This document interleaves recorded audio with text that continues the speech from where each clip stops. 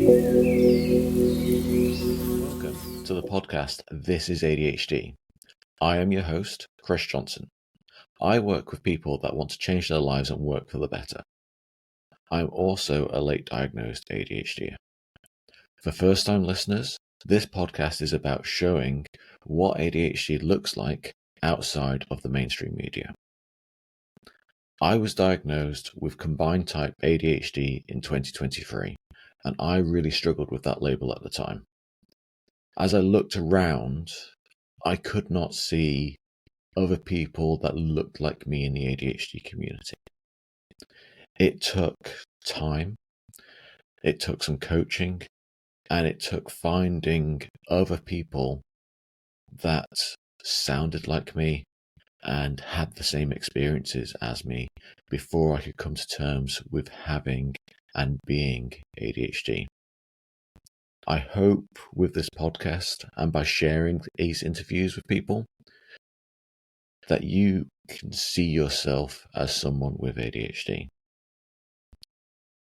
Today is episode 2, ADHD and the Lost Diagnosis. I'm joined by my brand new friend Chris Leigh. Chris is a firefighter and he was diagnosed later in life, just before his 50s. We talk today about misdiagnosis in his earlier life and the impact it had not just on himself, but also the ongoing impact it's had with the lack of awareness of ADHD that it has on his family even to this day. I do want to say there are some issues, technically, with the recording.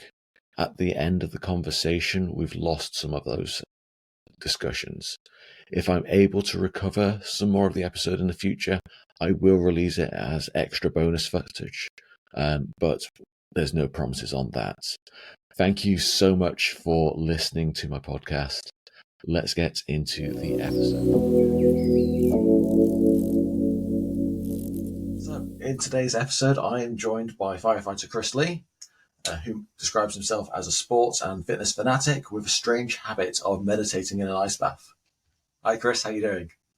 Hi, Chris. I'm not too bad, mate. How's yourself? Yeah, getting there. Very excited. So it's fun to be doing like a diversity podcast, and we're both called Chris. It makes it easier because, our brains don't remember things, so we can keeping it simple. Chris is great. Yeah.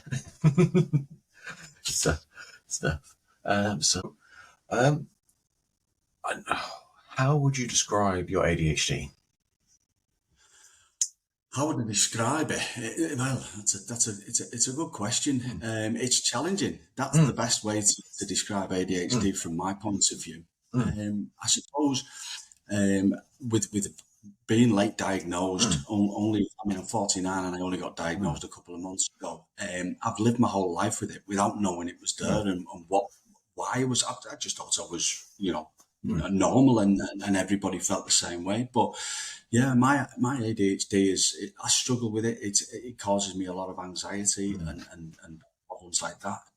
And that's how I kind of how it's manifested all them years that I didn't know about it. Obviously, there's other traits and things that with that, but certainly I've had a terrible time with depression and anxiety over the years, and that's how it manifests. But yeah, looking back on my life, because I think we got diagnosed about the same time as well. It's like the anxiety, the depression, the struggling through life, and things being a bit harder.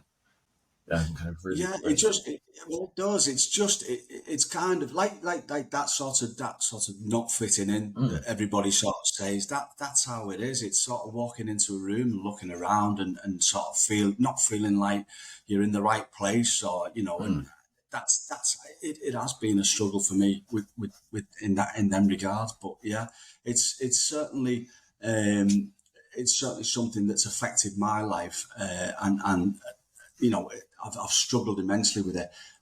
But now, post-diagnosis, I'm sort of starting to learn a little bit more about it and kind of like finding out a little bit more about myself and how to help myself.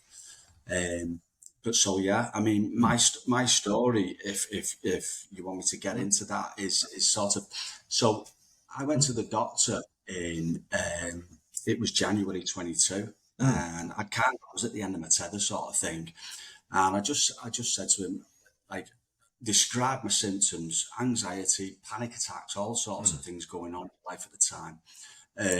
Really sort of like kind of like what they describe as burnout with regards to ADHD, sort of gone past the point of no return.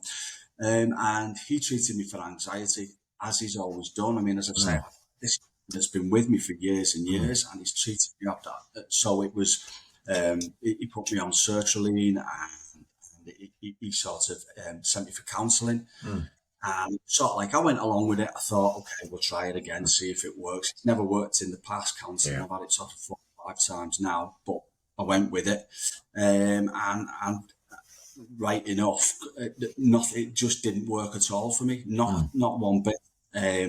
So it was kind of like my sort of moment of realization with regards to ADHD came when I was watching my grandson playing in the living room, and he was bouncing around. Now my grandson is non-verbal autistic. He's 4.5 years of age. He's non-verbal autistic, but just sort of noticing his little traits, his flapping of his hands, and the things that he was doing, and I thought that's incredibly similar to the way I sort of did things when I was a kid, and even now I still, if I get excited about something, I have sort of flap my hands and what have you. So yeah, so I kind of I thought, have I got autism? Is there something along those lines, you know?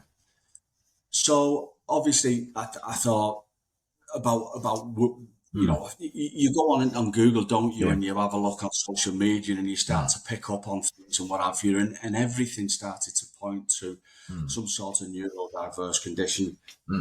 So, but not just for me. For me, and my son, who is also, he's not got a diagnosis, but he's also, without doubt, he's got ADHD. So it's almost like 3 generations, is it? It's like you, your son, and your grandson. Yeah, well, I reckon I can trace it back to my mum as well. My mum's sadly not with us anymore, but she was an alcoholic, which obviously is another big sort of trait, if you like, of somebody who's got ADHD. And and without a shadow of a doubt, she was a hoarder. She had OCD and all that. So it's definitely sort of running in my family without a shadow of a doubt. So yeah, so I went to the doctor and asked the question. I actually asked him, did he think I had autism? Because I didn't really understand, you know, enough about ADHD and autism to know what was what. But it was him who said it's more likely ADHD. That was kind of like how I found out what, you know, that I had or possibly had ADHD, and obviously I was referred off to the NHS from there, and well, I've still not had an NHS assessment. I'm still on the waiting list like everybody else. Cool. So your GP was like, "Oh, I don't think you've got autism. I think you've got ADHD." Off you go through the assessment, or was it a bit more involved than that? Was it? It was, well, it was kind of like, GPs. I think he wasn't very au fait, if you like, with it when it comes to it. It was more me telling him than him telling me. And there was a form that he asked me to fill out, and it was actually should have been filled out by himself. But I took it home and filled it out on his behalf and gave it in, and he sent it away for referral. It was just basic questions and what have you about ADHD. Anyway, he sent it away, and within 2 weeks they got back to me and they said, yeah, we think you need an assessment, but there's a 2-year waiting list in my area, which is pretty good considering when you look. I think other areas are waiting 5+ years, aren't they? Yeah. I think even Yorkshire's talking about stopping assessment completely at the moment. Really? Oh, well, that's unbelievable, isn't it? I mean, but yeah. So that was in August last year when I got that referral. But as I say, I continued. I think once I got that in my head, my mental health actually continued to decline. I started to feel a lot worse and maybe anxious and frustrated because obviously I kind of like maybe finally found out what was going on. Yeah. And it was going to be a couple of years before I could do anything about it. And so by the end of October, I think it was, yeah, it was October last year, it was that bad. I was having panic attacks and all sorts. I went sick from work, and that obviously then got work involved. Now, as a firefighter, obviously, they sort of like, they really do try to recognise mental health. I don't think they're quite there yet with it all. It's kind of like, certainly with it, when it comes to neurodiversity, they're sort of like setting up various networks in work now. But because as soon as I said ADHD, they were very keen to help, they actually referred me for a private assessment, which should have been a rapid private assessment. Yeah. But again, I had to wait quite a few months. I mean, that was done in October last year, and I had the assessment at the end of May this year. So that kind of like shows you how many people are presenting with the problem now. So that was that. I sort of got my referral, and I was kind of like treading water for 6 months. They did straight away, which was good of work. They put me on what we call other duties. So they took me away from operational duties because of the anxiety and what have you, and they put me onto other duties. So I don't ride on the fire engine at the moment. I'm sort of like office based, but it's allowed me to sort of focus on me rather than on the job, which is stressful enough in itself, as you can imagine. So I had the assessments, obviously. That's a trauma in itself, sort of filling in. I was going to say, assessment's really easy, isn't it? They give them away now. How was your process? Yeah, I wish, but yeah, no, it's sort of like trying to find somebody who remembers me when I was a kid, because my mum's died. My dad's knocking on a little bit, and I actually had to go to my auntie to sort of to ask her. And it was something I kind of knew that I had problems when I was a kid, but her explanations to me was like, wow, I didn't realise I was quite that bad, sort of thing. I sort of, from a very young age, my sort of symptoms were lack of engagement. I didn't engage with anybody. I played on my own.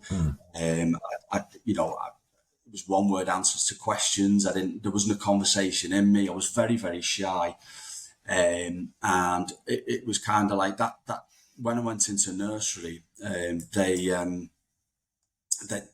gave me a one-on-one, which I suppose must have been very rare back then, but they were concerned that I wasn't interacting with the other kids and sort of wasn't. I was obviously different, but of course back then I don't think ADHD or autism or anything like that was really thought of. So after sort of being in nursery for that 12 months, I think it was kind of like thought, well, it's just Chris, it's just who he is, that's what he's like. And I was kind of left to my own devices, but there was a chance there, that it could have been caught. Do you know what I mean at that point? Yeah. I think there's that thing of like, because I know we've discussed this before, I think, where we talk about ADHD didn't exist 30 years ago. Like, it's that thing of like, it just wasn't a thing, especially not in the UK, of going like, definitely, what is this thing? It's naughty kids in school, and that was kind of the be all and end all, and you grow out of it. And it's like, oh, I'm still waiting to grow out of it. Yeah, well, that's it. But I think that was the sort of thing. You kind of like you'll get better, and you sort of, it's something that never happens, and the understanding wasn't there. And do you know what? The understanding still isn't there. I mean, I've got both my sons. Are undiagnosed, but I'm 100% sure they've both got ADHD. Both struggled in school. Almost like my eldest son is like a mirror image of me. Really, really struggled in school. And he, in fact, he was kicked out of school, but he just got in with a bad crowd. Big, tall lad as well. So, he stuck out like a sore thumb, sort of thing. So if there was any trouble, it was always him. And I feel sorry. I really do feel sorry for him, because I didn't know enough about the condition, but sadly, neither did his teachers. Now, he's only 22 years of age, so it's not as if it's a long time ago. This is a recent time. I remember what this was in primary school. As he was leaving primary school, one of his last teacher he had in primary school, she said she loved Tom. She had him for a couple of years on the bounce, and she said, I really like Tom, but he's just a little bit different. She said he'll either be a historian because he loves history. He'll be a stand-up comic because he likes to tell jokes and what have you, or he'll end up in prison. And we kind of thought, well, what a strange thing to say. But basically, she was saying she'd identified something there, hadn't she? But she hadn't had the knowledge to sort of react to it.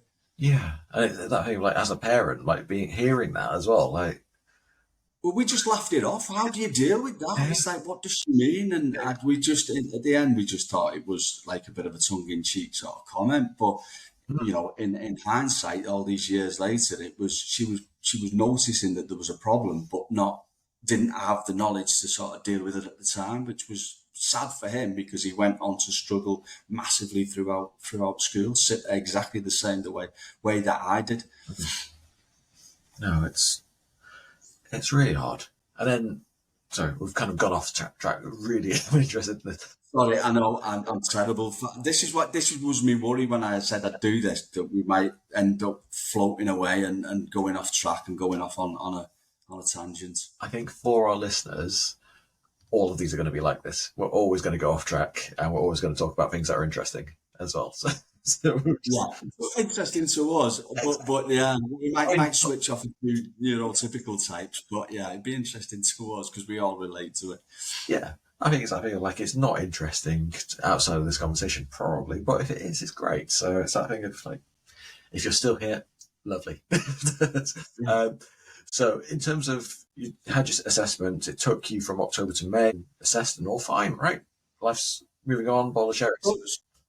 Yeah, so obviously I had the assessments, and I suppose it was kind of like, straight away, obviously, I don't know what your assessment was like, but she was fairly straight with me, and she said, look, you've got combined type ADHD, we'll write a report, but that's what you've got.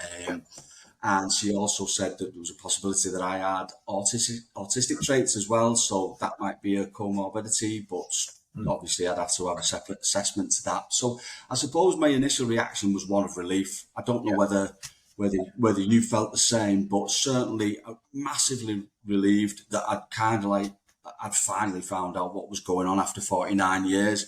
But very, very quickly that turned to sort of, I suppose, sort of anger and frustration, and you kind of like grieving for that lost life, if you like. I didn't really sort of, what would life have been like if I'd have known that I had ADHD, and how different would that have looked?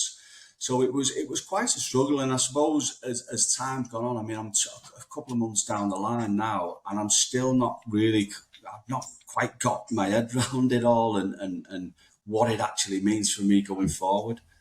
No, I think it's I think like grief as well. Being very close to my 40s, but not quite there yet, is that thing of like looking at it going, if I'd known this when I was 15, would it have made a difference? Would I have failed because I've limited expectations of other people and unlimited expectations of myself, going, write him off, he's got ADHD? Or would it have been the other thing of actually, he needs a bunch of support, he needs this, he needs that, and being aware of yourself and going, actually, it's not me. I'm not lazy. I've got ADHD. I've got this, but I can't pay attention because you're really boring today. Or I'm not just going to be following my interest, and my interest is not here. I'm too hyper. I need to leave the room and take 5 minutes. What would life have been like without that? And I've got no idea. And that's the thing. And, we kind of like, now we're learning how to look after ourselves, and we've always done it. We kind of like, I suppose you mask, don't you, and you try to fit in, but you do, like, say, you walking out of the room has always been a big thing for me. I kind of like, I hate people. I really do. I know that sounds daft, but I just hate people. They just get on my nerves, and quite a lot of the time, even if I'm in work, I'll go sit in a room on my own and just have a cup of tea, quiet, while everybody's, having lunch or whatever, because they're just making too much noise. They get, and it just gets on my nerves. It really is sort of like, I just don't. I don't do well with people, I must admit. Because of like masking, I don't know if you found this, but after my diagnosis, I really struggled to mask again. To go actually, from my experience, I kind of motivated myself through anxiety and fear of not doing stuff and going, oh, people are going to make me feel bad, or I'm going to feel bad about myself, or I'm going to make myself feel bad if I don't do the thing. So let's go and do the thing. And if I don't feel bad about doing the thing, there's a reason why, I found it really difficult to kind of get back to that high performance that I was used to. Yeah, well, like you say, your confidence takes a knock. I think it's so like I notice it a lot in sort of social situations again around people where I sort of I really it's kind of like you notice more. It's that masking is you notice that, like for instance, the wife might say, you're doing this, you're doing all sorts of things, and you stop doing the things that calm you down. Yeah. But yeah, I find it difficult to interact a little bit with people. I'm more self-conscious of what I'm doing, and sort of struggle to sort of, oh, I'm really struggling. Do you want to take a break? Yeah, just give us a minute. I don't know what, do you know what? I don't know. I think I've built this up in my head and No, that's all good. It's absolutely fine.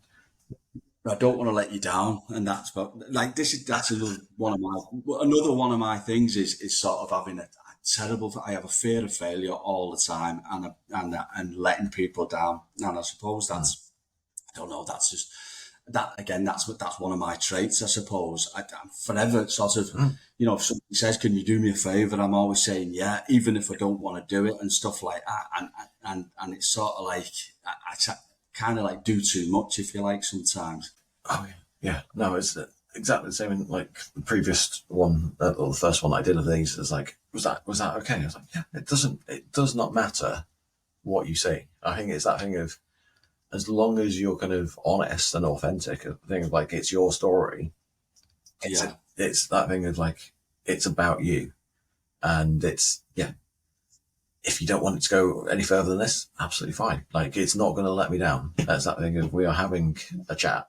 I get the benefit just from listening to you as well. Yeah, I know. But it is. I don't know why I'm struggling. I'm usually really fluent, and like if I was talking, probably if I was just talking in the pub, I'd be off on.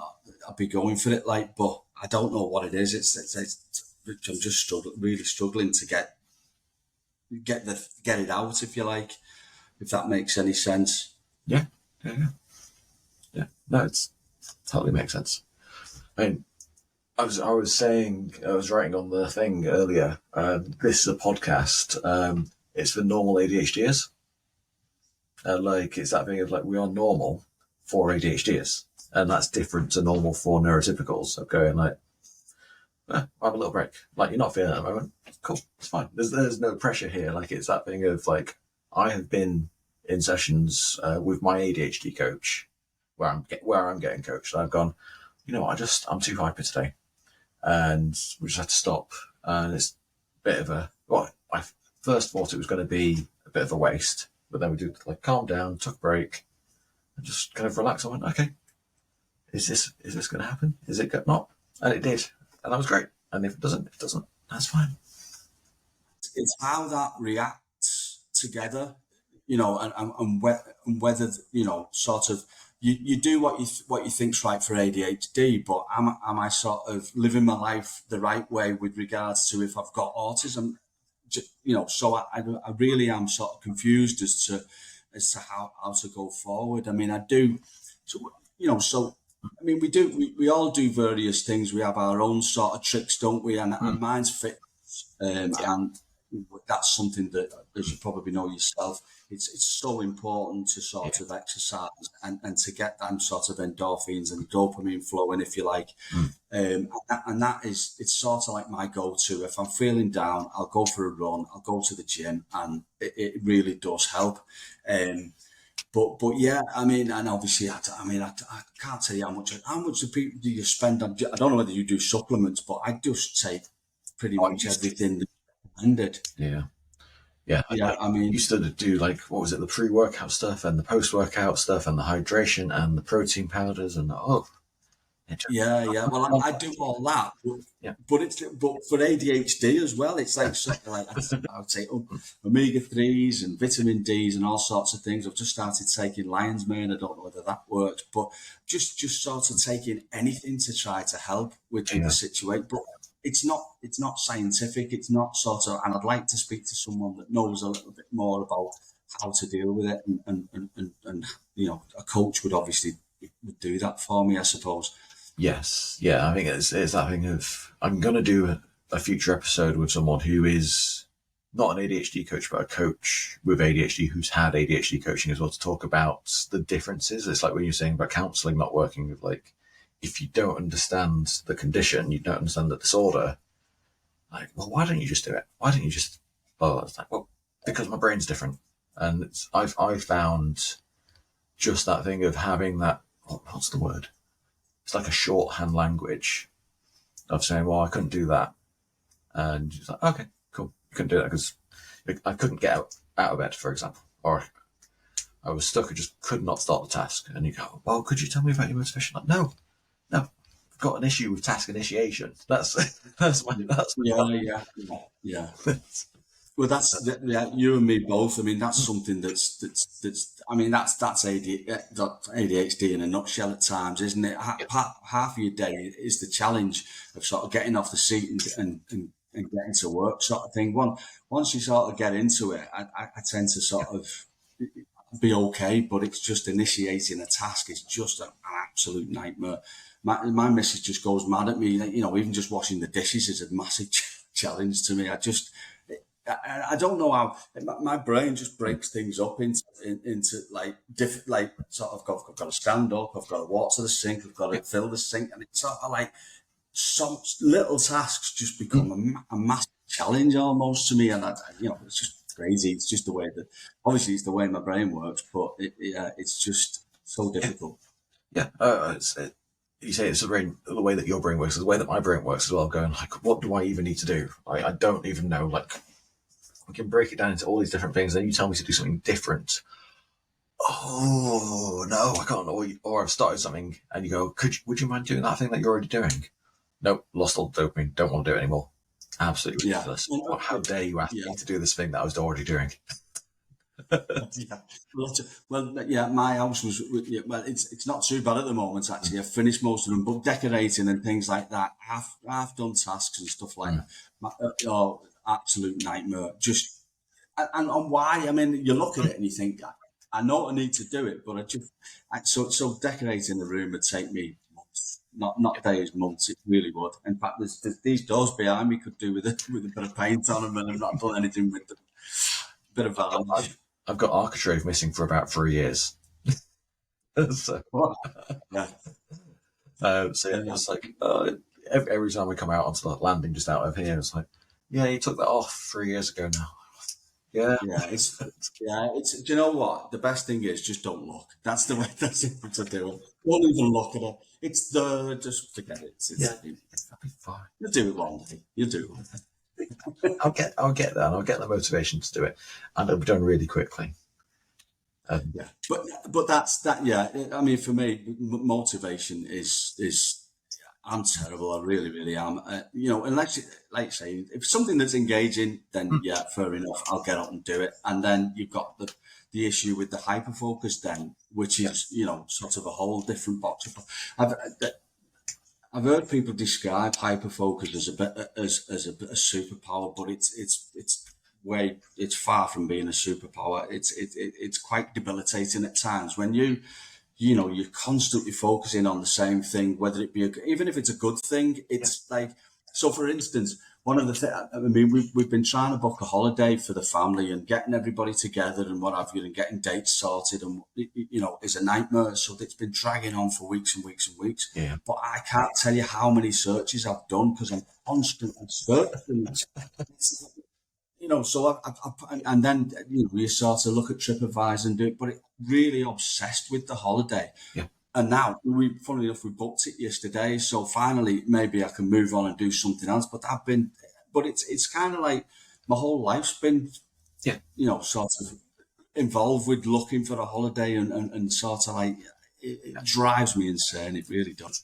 But that's it. I mean, you hyper focus on all the wrong things. It's not practical, and 9 times out of 10 for me, I'll hyper focus on the negatives rather than the positives, and I think that's where obviously I mean, I do suffer terribly with anxiety and sort of worry and panic and all sorts of mood swings, and that hyper focus is what drives it at times. It really does. And to get you just can't get out of it. Yeah. Yeah, I think it's that thing of like that rumination, that kind of going over and over and over things of going, like, yeah, you don't choose what it is. Like, oh, it could be a bad social situation, or it could be something that you've not done at work, or it could be someone said something 2 years ago and you go, oh, I had a great But that's the thing, isn't it? Why? I mean, 2 years isn't even close. I mean, I can think back 20 years and get embarrassed about something that happened then. Do you know what I mean? It's something ridiculously silly, but it, yeah, it's just, it just occupies brain space and what have you. And I suppose that's obviously the hyperactivity part of it. I mean, it certainly is for me. I mean, switching off is it never happens. I mean, even at night, I don't sleep very well. But yeah, my brain, I'm constantly thinking and moving from one thing to another, and it is really, really debilitating. Yeah. No, I I'm okay with sleep, but I'm not great. So if there's something going on, like this week, every day apart from this morning, I've woken up at 4 a.m. And it's like, Right. oh, well, let's think about the podcast. Let's do the podcast. I don't want to do the podcast at 4 a.m. But that's but your brain does. Yeah. But that's it. I mean, again, that's obviously been your hyper focus, if you like, for the past few weeks, and now you're sort of like realizing then that hyper focus. Hopefully, you'll sort of you'll be able to chill a little bit more and calm down. But it's not helpful, and like say, sleep's for me, sleep is really important, and we all know how important sleep is. But getting sort of 6 hours it's very rare, few and far between for me. I mean, I kind of like I've started taking the medication now, and I suppose having that at 7 a.m. in the morning, which is when I take the first dose. Obviously, because it's a stimulant, it kind of like helps a little bit. I'm a little bit less groggy, but it's certainly something that seems to be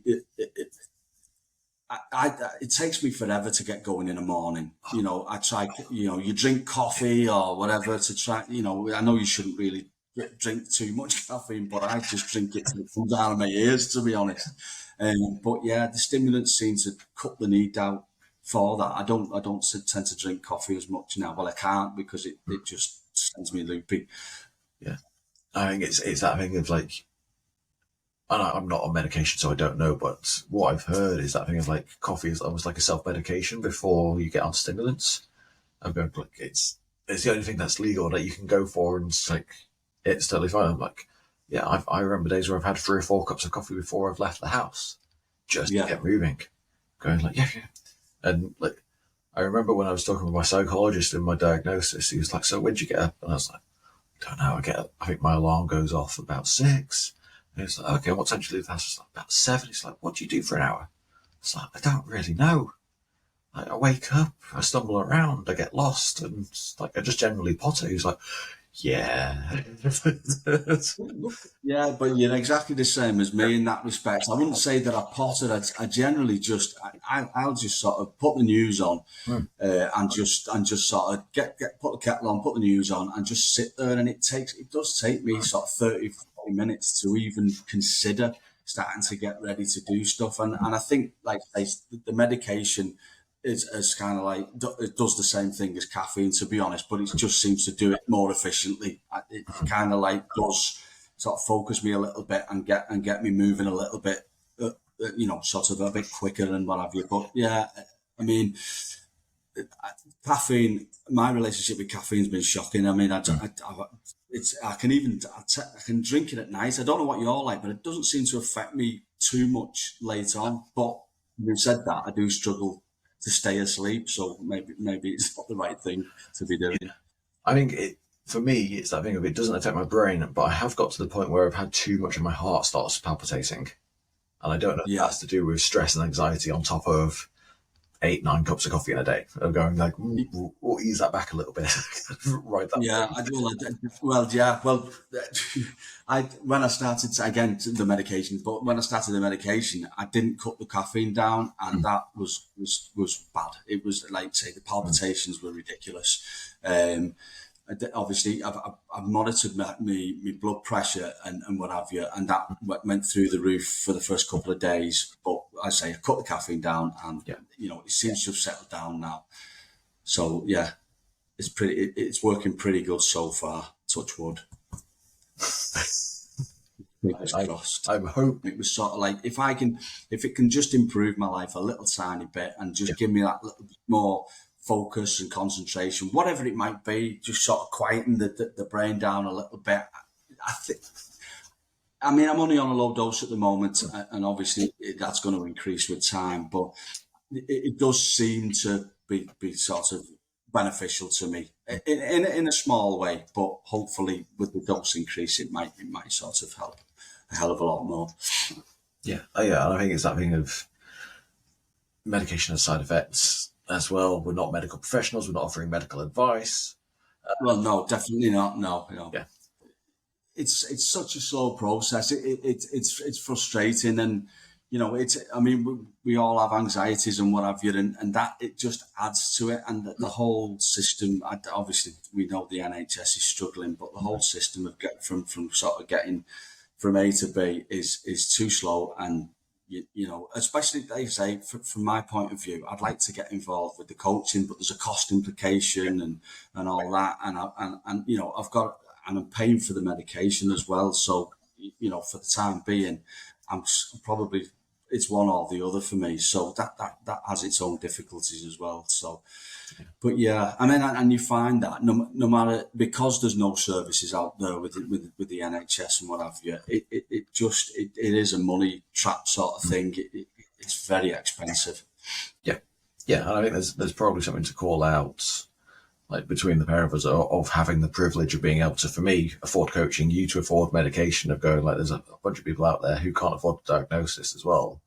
I'm going like, I've got something exactly somewhere, and maybe I'll get seen, but I feel this way every day. Well, that's it. People would no doubt give up.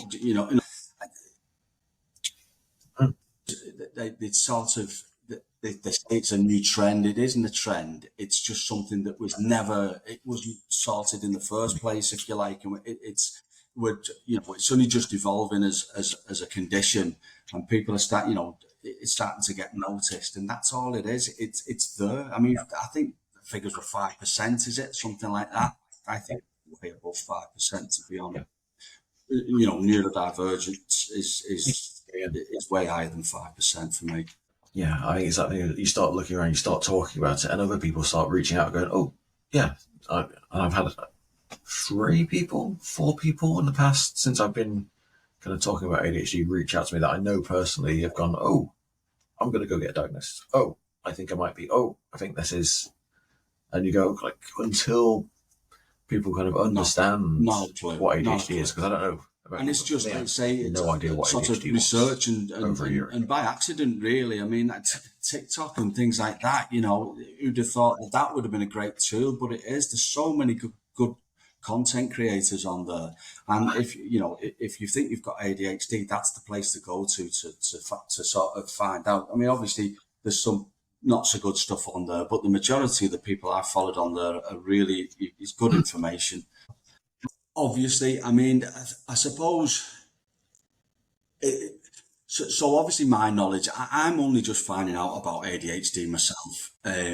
So yeah, it's kind of like a new thing for me, and we didn't understand what was going on with my son.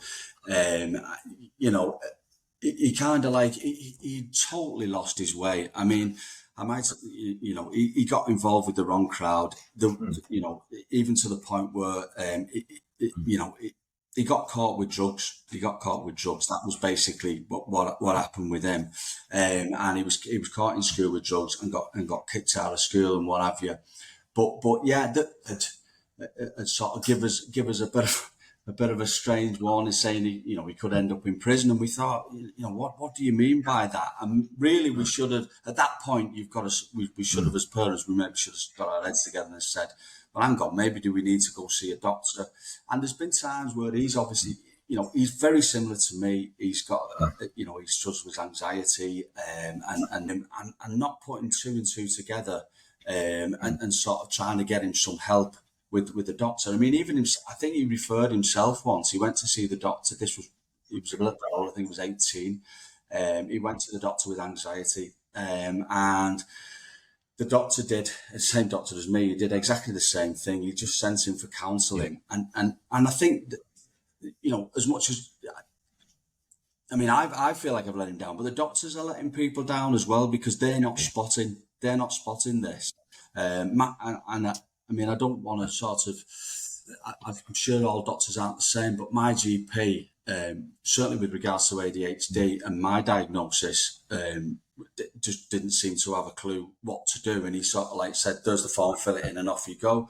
And so for him to spot that off the bat, like with somebody who sat in his surgery explaining their issues and their problems, it's not going to happen, is it? So, like I say, my son went and seen him, and he just did it. He had a tough start in life.